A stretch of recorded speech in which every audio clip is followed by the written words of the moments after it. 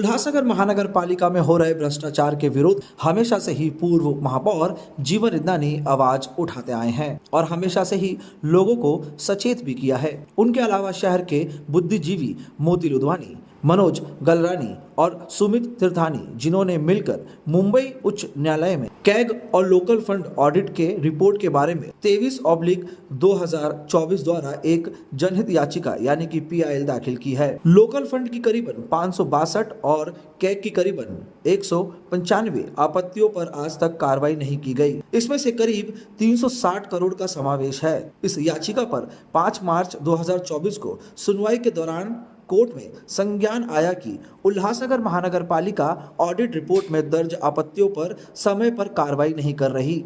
इस बात पर नाराजगी व्यक्त करते हुए माननीय न्यायालय ने मनपा को आदेश दिए कि 10 दिनों के भीतर एफिडेविट दाखिल करके बताए कि दोनों ऑडिट रिपोर्ट के आधार पर क्या कार्रवाई की गई है और निर्धारित समय पर कार्रवाई क्यों नहीं की गई। हाईकोर्ट के इस आदेश से लगता है कि पूर्व महापौर जीवन इदनानी और उनके साथियों ने अब शहरवासियों को भरे हुए टैक्स का हिसाब दिलाने में सफलता का पहला कदम रखा है। मनपा आयुक्त को अब दोषी अधिकारियों के पास से वसूल करके मनपा की तिजोरी में जमा करना होगा। इसी तरह मनपा के नगर अचानक विभाग, सैनिटेशन और महिला बाल कल्याण, टैक्स, बांधकाम, वाटर सप्लाई, CFC तथा अन्य विभागों में किए गए भ्रष्टाचार का पर्दाफाश होगा और संबंधित बिल्डर और अधिकारियों पर कार्रवाई हो सकती है। कैग व लोकल फंड ऑडिट रिपोर्ट में कुछ मुद्दे ऐसे हैं जिसमें भ्रष्टाचार छलक रहे हैं। इस प्रकार से उपायुक्त श्रीमती प्रियंका राजपूत के महिला व बाल कल्याण विभाग द्वारा 44 लाख रुपए के बच्चों के खिलौने व शैक्षणिक साहित्य में 29 लाख रुपए के खर्चे के डिब्बे, दिव्यांग कल्याणकारी योजना पर खर्चा, इलेक्शन के लिए एक दिन में लगाए गए 2 लाख पोस्टर, शाहट स्टेशन के सामने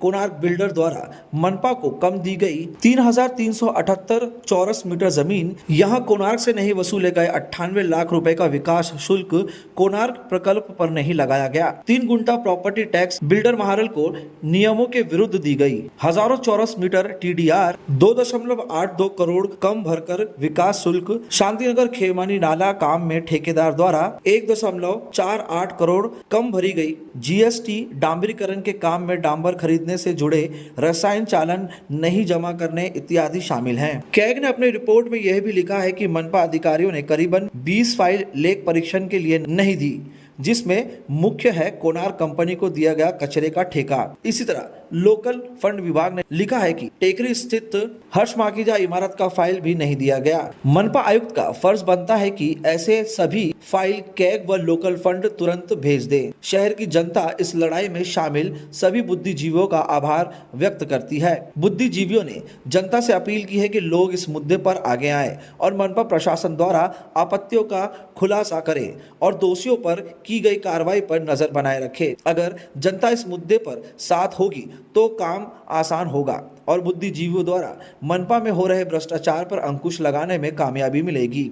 इतना ही नहीं, अगर कार्रवाई हुई तो भविष्य में भी कई अधिकारी जनता के पैसों का दुरुपयोग नहीं कर पाएंगे।